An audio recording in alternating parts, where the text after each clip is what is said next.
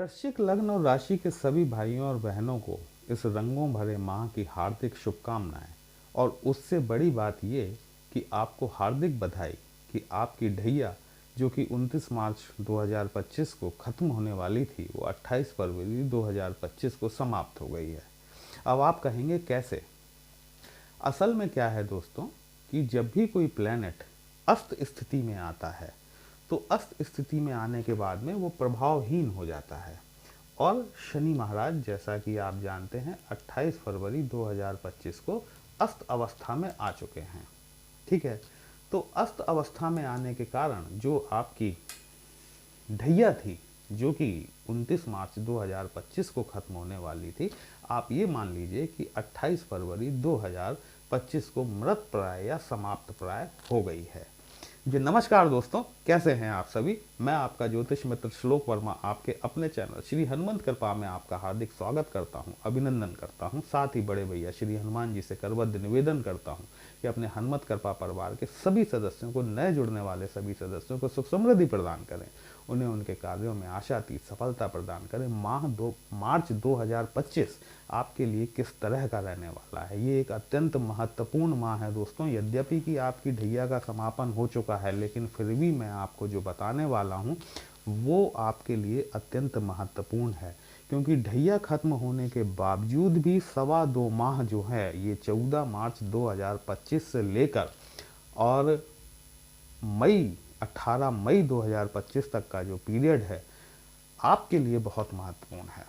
क्योंकि आपकी पत्रिका का जो पंचम भाव है, जहां पर इस समय राहु शुक्र के साथ में युति करके बैठे हुए हैं। चलिए आगे बढ़ने से पहले एक बार आपके प्लैनेटरी कॉम्बिनेशन देख लेते हैं कि कहां पर कौन सा प्लैनेट बैठा हुआ है, ताकि आपको समझने में आसानी होगी। देखिए, जो 8 का अंक है ना, ये इस बात को रिफ्लेक्ट करता है कि आपकी वृश्चिक लग्न है या फिर आपकी वृश्चिक राशि है।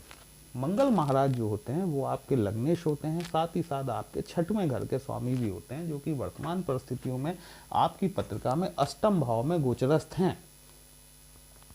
गुरुदेव बृहस्पति की जो ट्रांजिट पोजीशन इस समय है, ये आपके सप्तम भाव में है। गुरु के हिसाब से बहुत अच्छा प्लेसमेंट नहीं है, सप्तम भाव जरूर है, लेकिन गुरु चूंकि एक डिवाइन प्लैनेट है और शुक्र के घर में है, भोग विलास ऐश्वर्य के घर में जाकर एक आध्यात्म प्रिय प्राणी को यदि बिठाल दिया जाए तो उसके साथ में क्या स्थिति होगी, सेम वही स्थिति जुपिटर बृहस्पति देव के साथ में आपके सप्तम भाव में हो रही है। केतु महाराज आपके लाभ भाव में बैठे हुए हैं, गोचरस्थ हैं। शनि और सूर्य आपके चतुर्थ भाव में युति करके बैठे हुए हैं। वहीं आपकी पत्रिका में पंचम भाव मीन राशि होती है, मीन राशि में बुध नीच के हो जाते हैं, वहीं शुक्र जो है वो उच्च के हो जाते हैं। देखिए कितना बढ़िया कॉम्बिनेशन है कि शुक्र इस समय गुरु के घर में बैठे हुए हैं, गुरु इस समय शुक्र के घर में बैठे हुए हैं। गुरु परेशान है, बृहस्पति परेशान है, लेकिन बृहस्पति के घर में जाकर शुक्र उच्चत्व को प्राप्त हो गए, है ना। तो आपके पंचम भाव में राहु बैठे हुए हैं, बुध नीच के हैं और शुक्र महाराज उच्च की स्थिति में बैठे हुए हैं। 14 मार्च को सूर्य जो है ये यहाँ से गोचर करेंगे और यह भी आपके पंचम भाव में आ जाएंगे। शनि जैसा कि अस्त हो ही चुके हैं, यह भी 29 मार्च को गोचर करेंगे और आपकी पंचम भाव में ही ट्रांजिट कर जाएंगे। यहीं पर इन्हें चंद्रमा भी मिलेंगे। यहाँ से चीज़ें थोड़ी सी सावधानी बरतने वाली शुरू होती हैं। देखिए, आपकी पत्रिका का जो पंचम भाव होता है, किसी भी पत्रिका का जो 5th हाउस होता है, वो उसके संतान की education, senior secondary education, love, romance, fun, stock market, पूर्व जन्म में किए गए कर्म, आपका स्पेकुलेशन, सट्टा बाजार, इन सभी को रिफ्लेक्ट करता है। पंचम भाव को ज्योतिष शास्त्र में बहुत महत्वपूर्ण भाव प्रदान किया गया है, क्योंकि ये जो भाव है ना, ये बेसिकली हमारे आनंद को जो है रिप्रेजेंट करता है। मैंने अभी कहा senior secondary education, senior secondary education का जो पीरियड होता है आप सभी को याद होगा, हम सब कितने फन के मूड में रहते हैं, है ना। इसीलिए पंचम भाव जो होता है वो फन का भाव होता है। अब यहाँ पर इस फन के भाव में राहु महाराज तो पहले से ही आके बैठे हुए हैं। देखिए, दिमाग तो इन्होंने पहले से घुमा रखा है। अब क्या हो रहा है कि यहाँ शुक्र भी उच्च के हो गए, भोग विलास ऐश्वर्य का स्वामी जो है वो उच्च का हो गया, और वहीं बुद्धि की देवता अर्थात बुद्ध देव वो नीच के हो गए। ये जो कॉम्बिनेशन बना हुआ है ना, देखिए यही टाइम बच्चों के एग्जाम का चल रहा है, यही टाइम कॉम्पिटिशन्स का चल रहा है, कॉम्पिटिटिव एग्जाम्स का भी यही टाइम चल रहा है।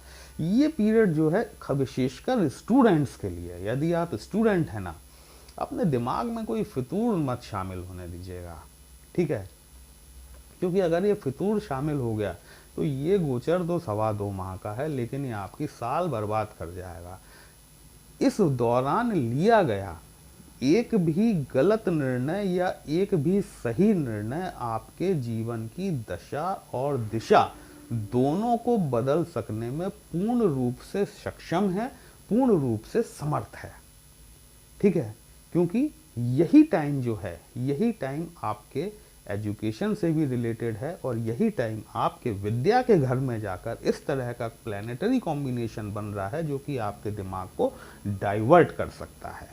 तो यदि आप स्वयं स्टूडेंट हैं तो अपने ऊपर फोकस्ड रहिए, अपनी पढ़ाई पर फोकस्ड रखिए। वहीं यदि आपके बच्चे स्टूडेंट हैं तो आपको विशेष सावधानी बरतनी चाहिए।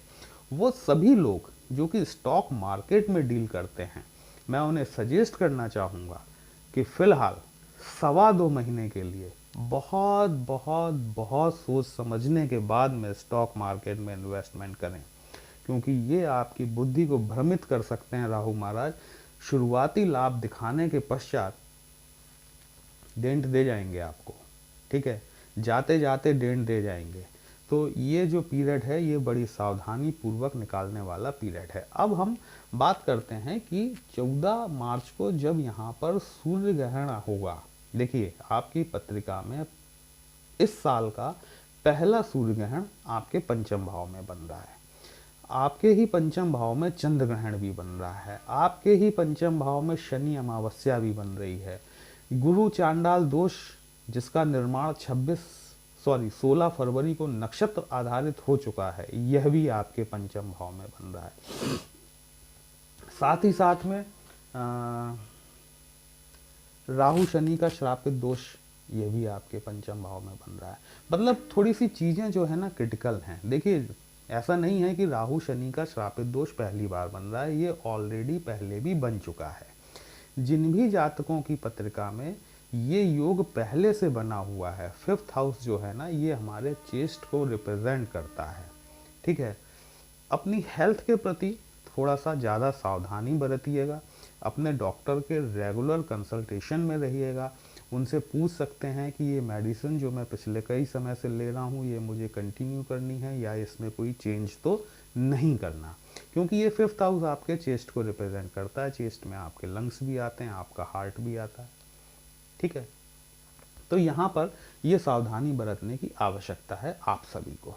दूसरा जो एक महत्वपूर्ण चीज़ है दोस्तों, जो मैं आपसे स्पेशली कहना चाहता हूँ कि देखिए 14 मार्च से लेकर 18 मई तक के बीच में बहुत बच्चे जन्म लेंगे, ठीक है।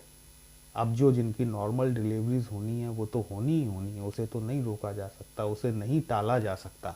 लेकिन यदि आपके घर में जो बेबी आने वाला है, यदि वो ऑपरेशन के थ्रू आने वाला है, तो एक बात को थोड़ा सा याद रखिएगा कि जब शनि और राहु की डिग्रीज बिल्कुल नज़दीक की होंगी, मतलब ये दोनों आमने सामने से जब ट्रांजिट कर रहे होंगे, उस समय यदि आपका बेबी ऑपरेशन से होने वाला है तो वो टाइम आपको थोड़ा सा बचाना चाहिए, क्योंकि उस समय ये दोष जो है ये अपने पीक पॉइंट पर होगा।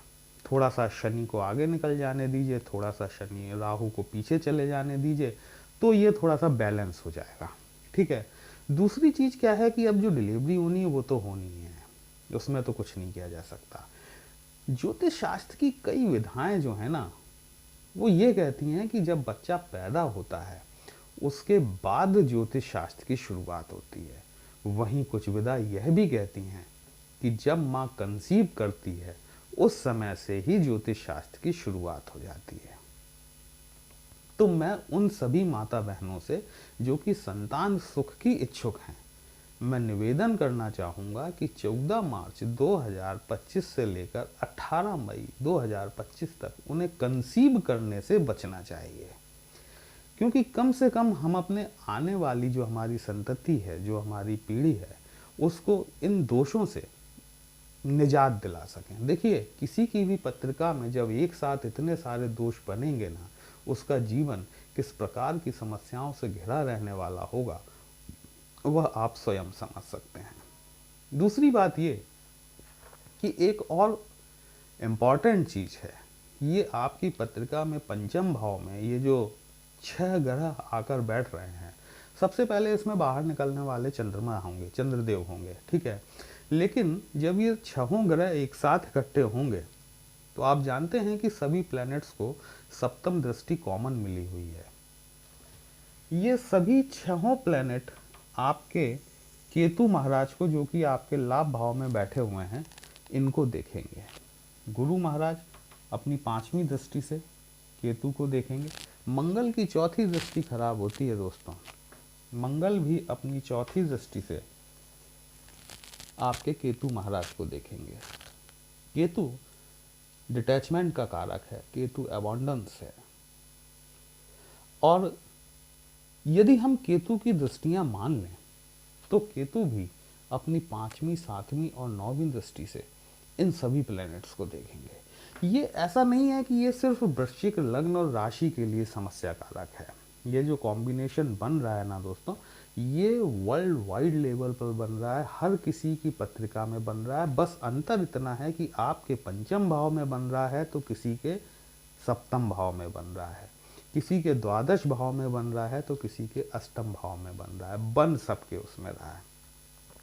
जरूरी चीज ये है कि चूंकि देखिए, राहु, शुक्र और बुध, इनका जो कॉम्बिनेशन है, हमारे जीवन में डिसीजन लेने के लिए सबसे महत्वपूर्ण प्लैनेट बुध, आपका लग्नेश मंगल जो कि अष्टम भाव में बैठा हुआ है, खुद इस समय बेचारे पीड़ित हैं, परेशान हैं अष्टम भाव में आकर।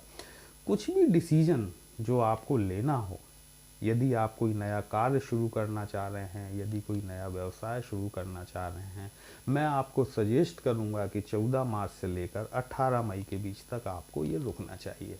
यदि आप कोई बिजनेस बाइंड अप भी करना चाह रहे हैं तो भी आपको 14 मार्च से लेकर 18 मई तक रुकना चाहिए, क्योंकि हो सकता है कि इस प्लैनेटरी कॉम्बिनेशन, देखिए मुझे आपका चार्ट नहीं पता, ठीक है, लेकिन मैं ये जो वर्णन कर रहा हूँ यहाँ पर गोचरस्थ आधार पर कर रहा हूँ।